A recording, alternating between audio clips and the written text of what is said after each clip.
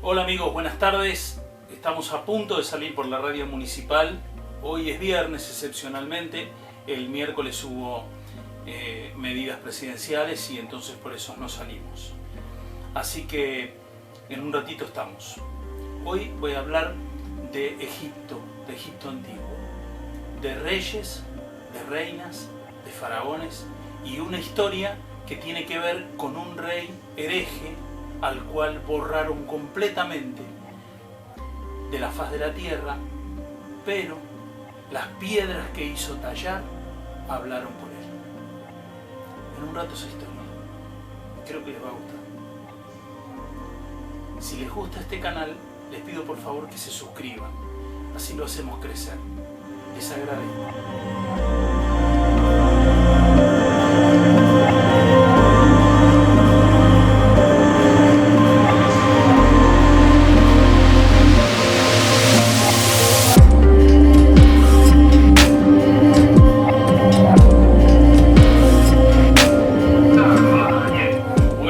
Perfecto, gracias, muy amable.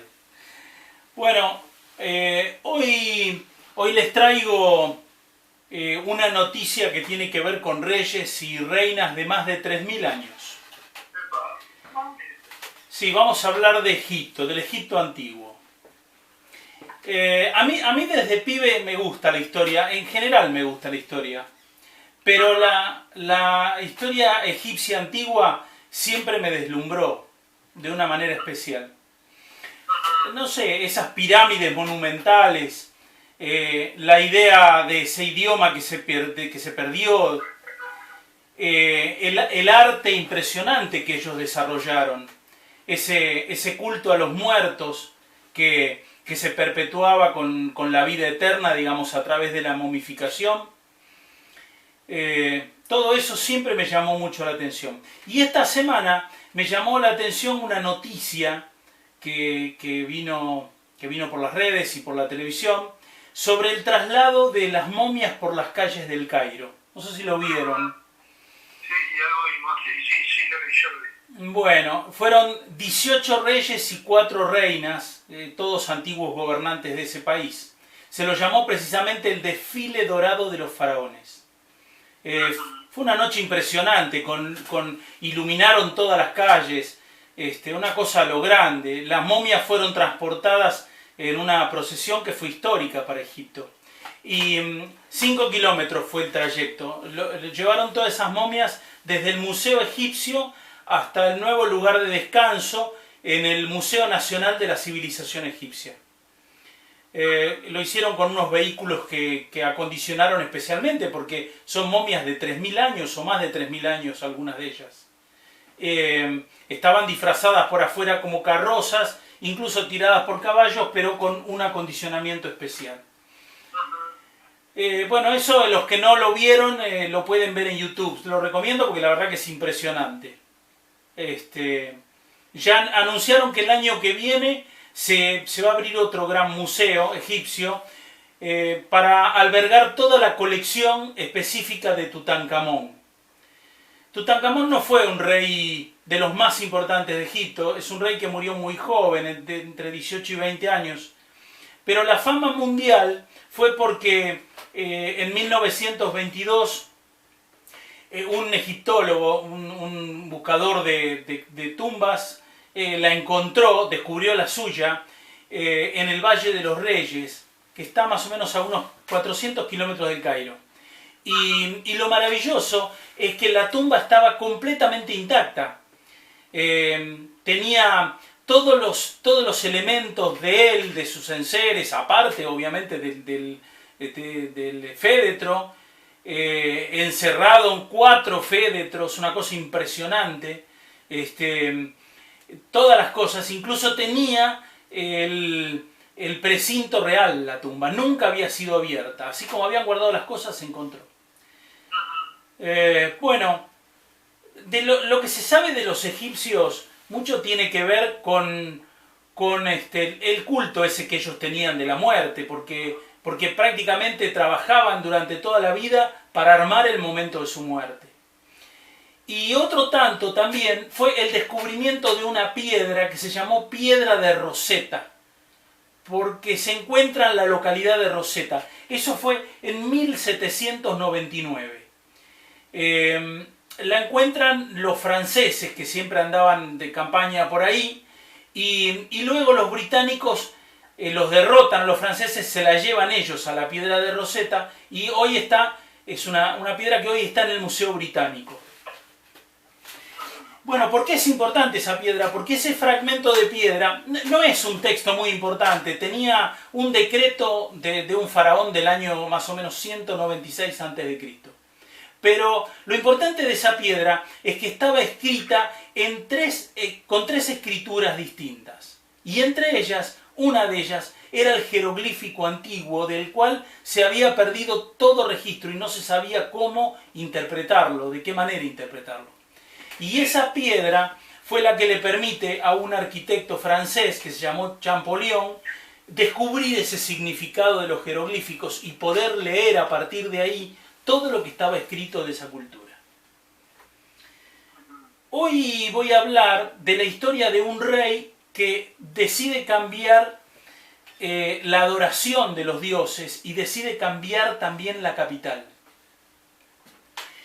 Es una historia interesante. Van a ver.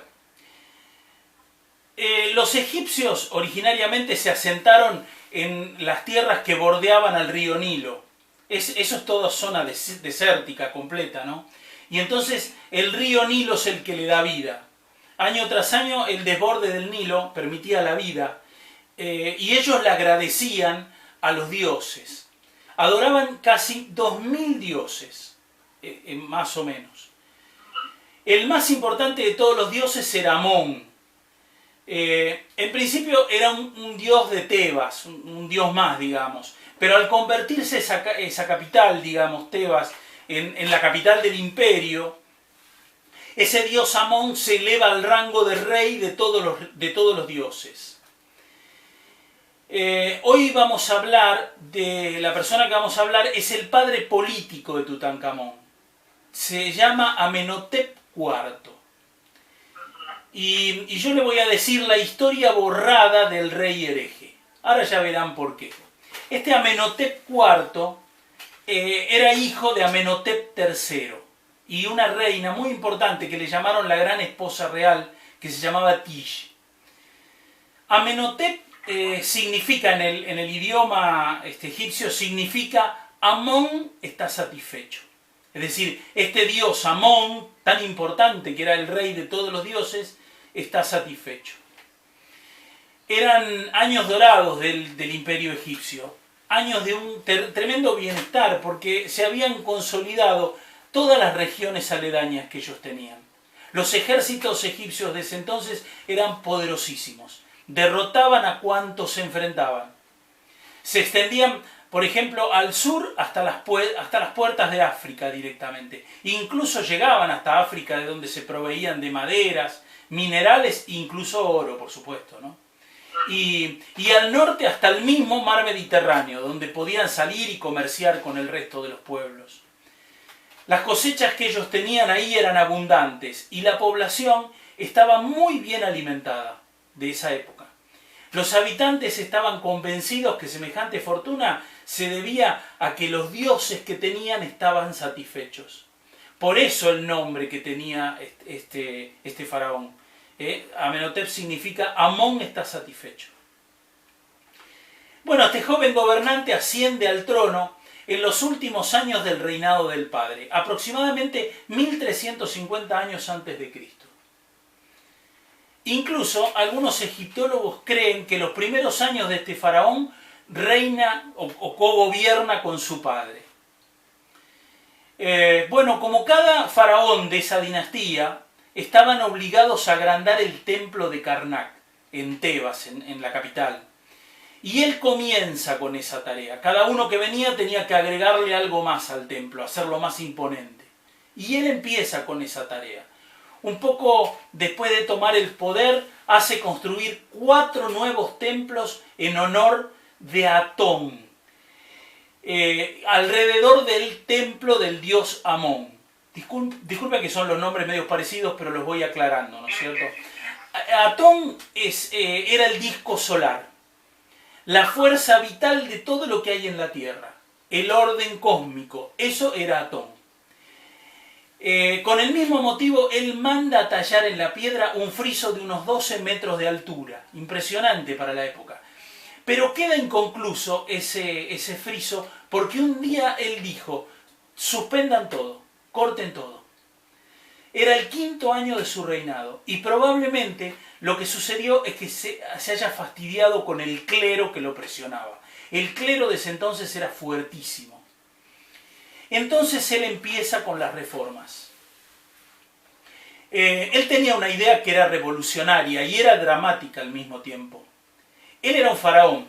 El faraón en ese entonces era el Dios viviente. Así lo consideraba el pueblo. Y podía cambiarlo todo. Y por supuesto que él lo hizo. Él va a decidir que va a ser el único intermediario de Dios más importante para él, que es Atón.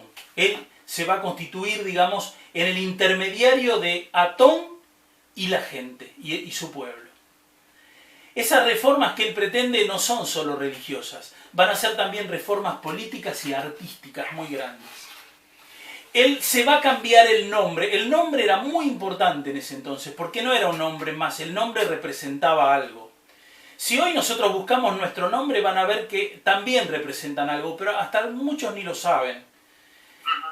Bueno, el nombre que él se coloca, digamos, se llama Akenatón. Se cambia el nombre por Akenatón, que significa el horizonte de Atón. Entonces, de un plumazo, elimina esas 2000 deidades que tenía Egipto, con formas de animales, muchas, algunas con formas animales. Esas deidades habían protegido a Egipto por más de 1000 años. Y él, de un plumazo, declara al sol como el único Dios para todo Egipto. Encima un Dios abstracto, únicamente el sol, digamos, que ilumina al rey. Este rey es el primer reformador religioso del que se tenga registro histórico en la humanidad, ¿no es cierto? De un día para otro, los sacerdotes tradicionales se quedaron al margen. Incluso más, empezó a cobrarles impuestos. Bueno, por supuesto... Claro, ya está planteado el juego, ¿no es cierto?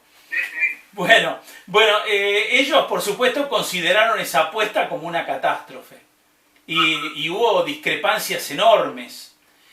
Imagínense esa población que era politeísta y creía que el bienestar que vivían era porque mantenían a los dioses contentos. ¿No? Impresionante. Bueno, pero esas no fueron todas las reformas. Hay más todavía. Decide abandonar la ciudad sagrada de Tebas y trasladar la capital política y religiosa a un lugar desierto, distante unos 280 kilómetros más al norte del Nilo. Es decir, no solo vuela de un plumazo a todos los dioses, sino que decide trasladar la capital a un lugar que era un desierto y que no había nada, construir una nueva capital. Bueno, así lo hace y construye una ciudad y el palacio de Tel Amarna, la nueva capital de Egipto, que se va a llamar Amarna. También cambia el culto oficial del Estado y reconociendo a Atón como la única deidad por encima de todas. Es el primer rey que hace una forma monoteísta. Y abandona a Amón-Ra, que era, digamos, Amón, el dios Amón, más Ra, que era el dios Sol. Abandona a ese dios para adorar al propio Sol, digamos, como único dios. A esa nueva ciudad la va a llamar Amarna. En un monolito deja escrito que el gran dios Sol les dijo con una señal: construyan aquí. Justo en ese lugar hay una cierta época del año en que el sol sale entre las montañas, entre las lomas que hay, y toma la forma del jeroglífico que representa el horizonte. Por eso él pensó que ese era el lugar para hacer la capital. Bueno, Egipto tenía un desarrollo enorme de ingeniería, ¿no es cierto? Ya la tenía de antes, habían hecho, casi 3000 años antes habían hecho las las impresionantes pirámides. Bueno, los ingenieros, para poder hacer ese semejante traslado que él piensa hacer de una capital a 280 kilómetros en esa época, sin recursos prácticamente más que el río Nilo, era desierto, los ingenieros cambian la forma de tallar los bloques de piedra. Comienzan o migran, digamos, hacia una forma más pequeña de los bloques, para que pudieran ser llevados por una sola persona. Un bloque va a estar tallado más o menos por 50 centímetros de largo y 25 por 25 de ancho y alto. Una especie de ladrillo grande, digamos, de alguna manera, ¿no? Bueno, con su reinado el arte va a tener otro formato. En todos los siglos anteriores los faraones eran representados físicamente perfectos. Se los veía, por ejemplo, castigando al enemigo o haciendo ofrendas a los dioses. Era una cosa seria, digamos, la representación de un dios. En cambio, este dios Akenatón, este faraón, decide cambiar con esa tradición artística completamente. Él va a instruir a los artistas para que plasmen el mundo tal como es. Y entonces así se lo va a ver retratado con su esposa, abrazando a las hijas, bajo los rayos del sol. Va a estar arriba el disco del sol y los rayos del sol alumbrando a toda su familia. Esta es la simbolización que él quería dar, ¿no es cierto? En otras representaciones el rey va a aparecer con una forma hasta incluso femenizada. En alguna representación se lo ve con una panza que le cuelga sobre el cinturón y con caderas que hasta hace parecer que podría estar entre un hombre y una mujer. Bueno, hay también bellas escenas de trigales, aves que emprenden el vuelo, agricultores que siembran, ordeñando una vaca, por ejemplo, haciendo cerveza. En ese entonces se vive un furor de ese espacio creativo que da lugar probablemente a la era más refinada del arte de Egipto. Si después quieren buscar imágenes, lo van a ver. Con las imágenes de Akenatón van a ver toda esa diferencia que hay en el arte egipcio. Y desde lo religioso, el culto al sol se hacía al aire libre. Como ellos adoraban al sol, los templos ya no los hacían con techo. La diferencia es que acá ellos solos podían participar. Cuando digo ellos, me refiero a él y su esposa. Ahora voy a hablar de su esposa. El más espectacular de los templos medía 750 metros de largo por 300 de ancho. Imagínense, 7 cuadras y media el templo de largo por 3 cuadras de ancho. Bueno, el faraón se percibía a sí mismo como una extensión del único Dios que había. Y también le dio ese mismo rango a su esposa. Los súbditos tenían que adorarlos a ellos como dioses. Pero según pasó, digamos, los dioses, en secreto la gente los seguía adorando. A escondidas lo hacían. Él tenía una esposa que se llamó Nefertiti, que es considerada una de las mujeres más bellas que existió en ese tiempo. Eso se dice porque hay una estatua de ella que se llevaron los alemanes en la época que los alemanes también, del 11 al 14, los alemanes anduvieron también ahí de recorrida y se llevaron bastantes cosas. Y esa estatua de su esposa, Nefertiti, está en el Museo de Berlín, en Alemania. Y es una estatua hermosa de la reina. Era una pareja, digamos, gobernaba la pareja. Ella hacía, digamos, las veces de reina cuando no tenían todavía ese rango, no podían tener ese rango, no podían ser faraonas. Sin embargo, en esa estatua, ella está con un sombrero de faraona.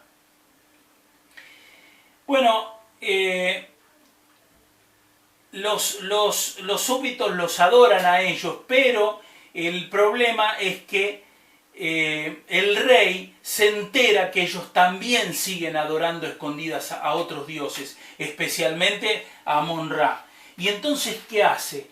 Se enoja muchísimo y manda a destruir todas las imágenes de tumbas y monumentos en todo Egipto de Amon-Ra. Bueno, ahí el descontento empieza a ser más grande.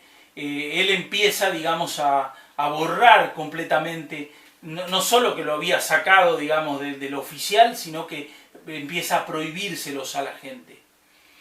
Y por el año más o menos 12, él va a reinar 17 años, por el año 12 del reinado se empieza a complicar todo más. Porque empieza a haber una sucesión de tragedias, muertes. En principio hace construir una tumba para la madre que muere ahí en esa nueva ciudad. Y él mismo pierde más de una hija. Él no había podido tener hijos, esto es importantísimo, él no había podido tener descendientes varones.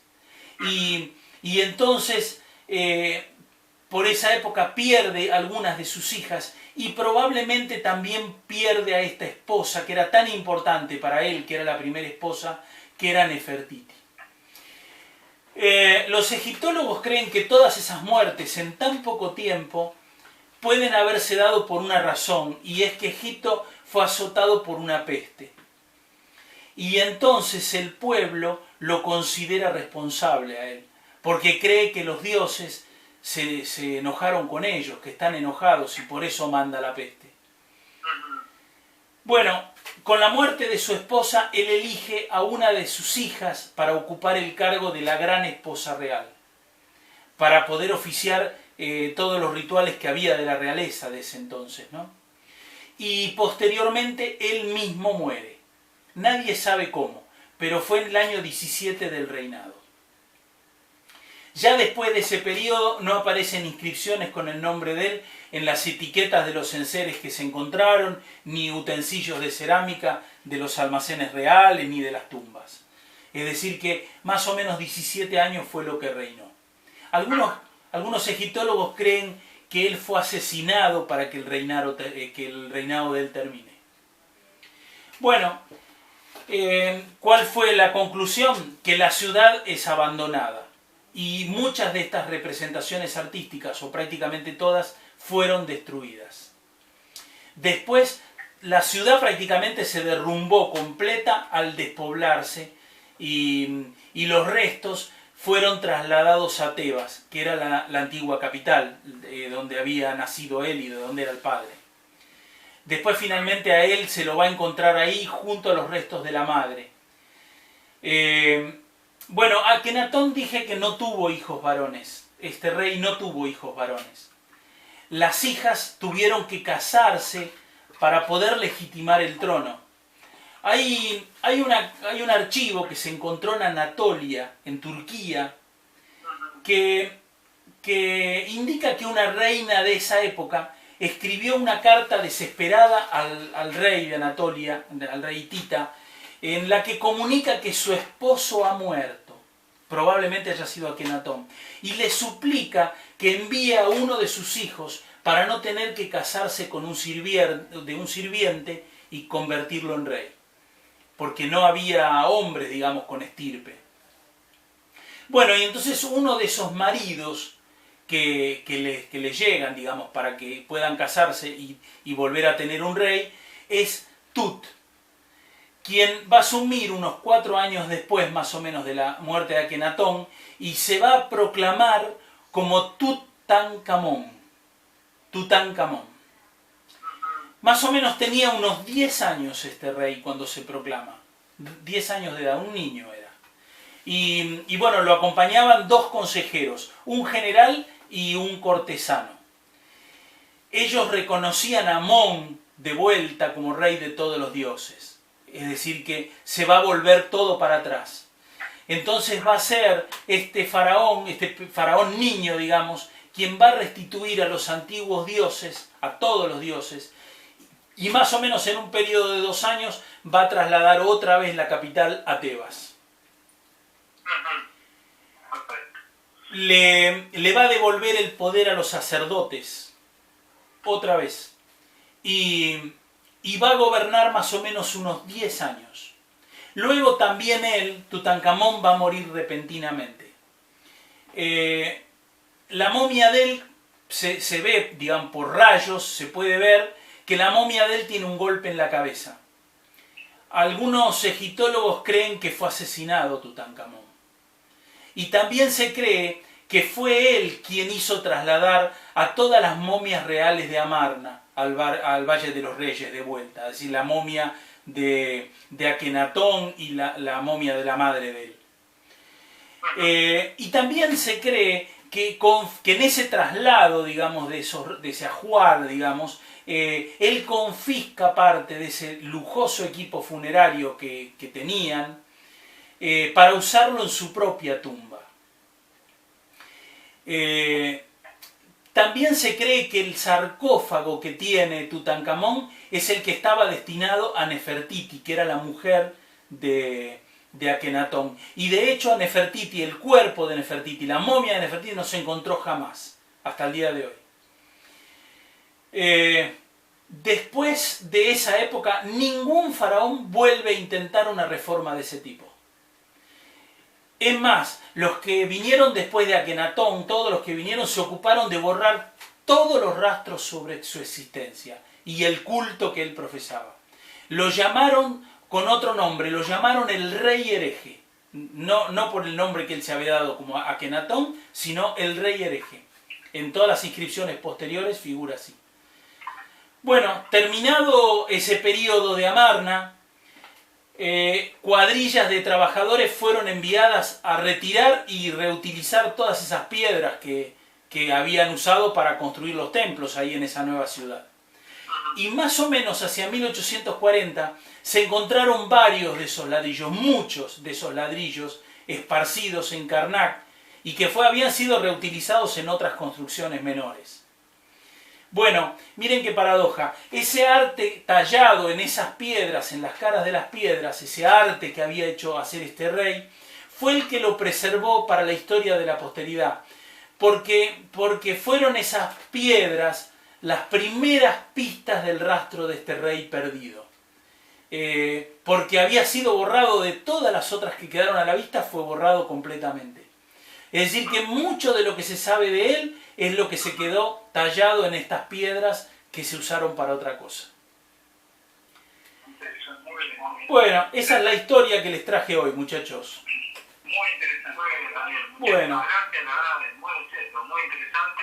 Bueno. Y como siempre. Bueno. Como siempre, la edición que nos trae. Yo como numismático, pero satisfecho con la historia de este tipo de cosas. Sí, porque es acumulable.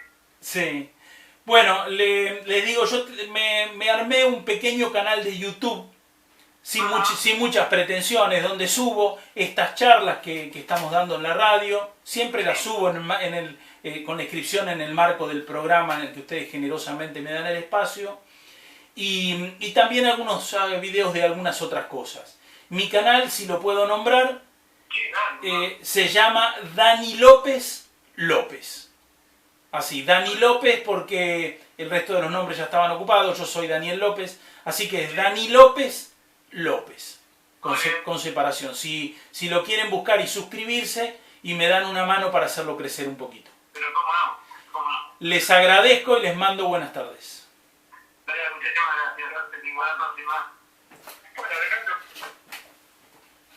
Bueno, muchas gracias. Hemos terminado por hoy. Hasta la semana que viene.